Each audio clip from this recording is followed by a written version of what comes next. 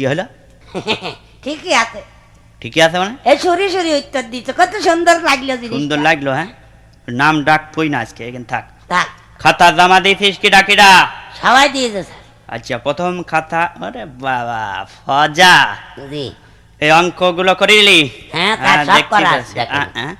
একটা অঙ্ক তো হয়নি, হ্যাঁ?